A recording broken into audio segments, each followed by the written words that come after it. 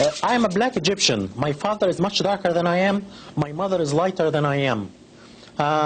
In Egypt, people are identified by the religion first, not the race. So in Egypt, if you are Christian, you are a minority person. But if you're black, you're not a minority person. You are a part of the mainstream society. And I came from this background. And in Egypt, you identify as Arab and as Muslim. And in this country, when I first came, I identified myself as Arab American and Muslim first. And gradually, I became to identify myself as black. I came to the U.S. in 1978. And I became a U.S. citizen in 1985. When I became a U.S. resident, I was told by the Immigration and Naturalization that I am white. And I told them that I'm black, and they said, no, in this country, you are white. All Arabs in this country, all Arab immigrants are white. I didn't pay much attention in the beginning to this, because in the Arab world, we identify with our ethnicity first as Arabs, and then with the race second, as black or white or whatever. But in this country, you identify with your racial group first, and then with your ethnicity second. Gradually, I became black first and Arab second. And I rejected my white classification publicly for the first time in 1987, in February, as a panelist in a function sponsored by the Association of the Study of Black Life and History in Detroit. I said that I belong to two minority groups. I am Arab American and Black American, and I'm racially black and ethnically Egyptian. I was harassed by my employer right after that. I work for a white school district. The superintendent is white. All the associate superintendents are white, even though that we provide services to 30% black population. But the organization is white, and the approach is very white.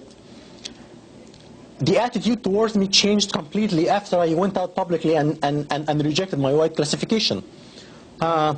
One coworker came to me and told me, a white coworker came to me and told me right after the function that he met with the superintendent, and if I don't keep my mouth shut, my educational career is over. He said, you have nothing to do with these people, you have a history and a culture. These people came from the jungle, you have nothing to do with them. These people lie and steal. When I see one of them in my neighborhood, I call the police. And I was told by the director of general education, who is retired now, in '88, I was told by him that I get people angry when I say that I'm black Egyptian.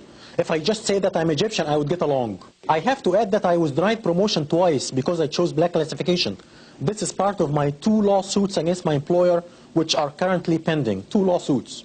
Now, just for the education of our viewership, why don't you share with us a breakdown of Egypt as it is today, insofar as blacks or combinations thereof of European descent and what have you? We don't have Egyptians of European descent in Egypt. We have a population which is basically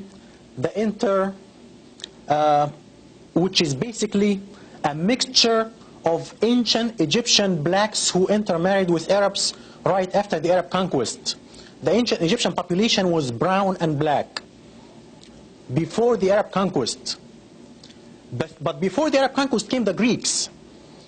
It was the ancient Egyptian population was in Egypt for thousands of years. The ancient Egyptian population was brown and black. And the Greeks came in 300 BC. And they started to intermarry with the local population. And then the Romans came and ruled from 70 BC until they were conquered by the Arabs and kicked out by the Arabs in the 7th century. And these people intermarried with the Egyptian Copts. And they made the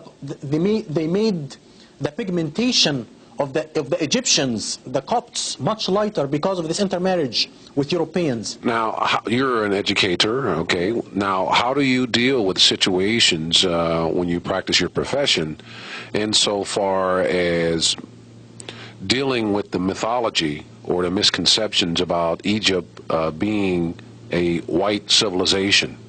How do you deal with that?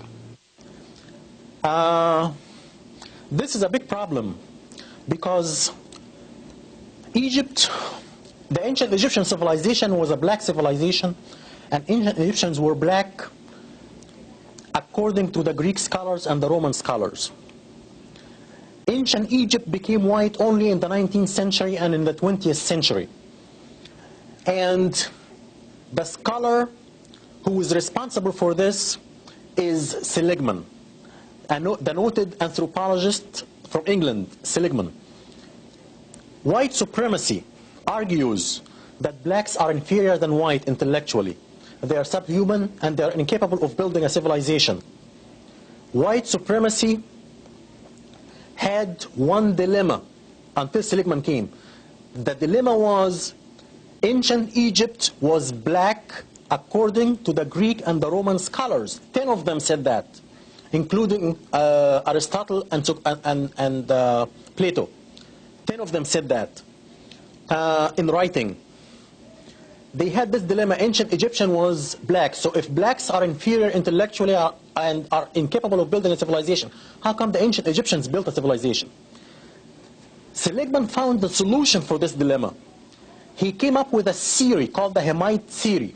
He separated the blacks who built a civilization in Egypt and Ethiopia from the rest of the black race, and he called them brown-skinned whites, or the Hamites. So Seligman saved white supremacy from this dilemma, and all the white scholars followed him from that time on. This was at the end of the 19th century. And since that time, white scholarship says that ancient Egypt is white. Mustafa Hefni is currently working on his doctorate degree at Wayne State University. His dissertation topic is a content analysis of the treatment of ancient Egypt in world history textbooks. And just how far is this determined Egyptian willing to go to be classified black? I want to carry my case all the way up to the U.S. Supreme Court if necessary.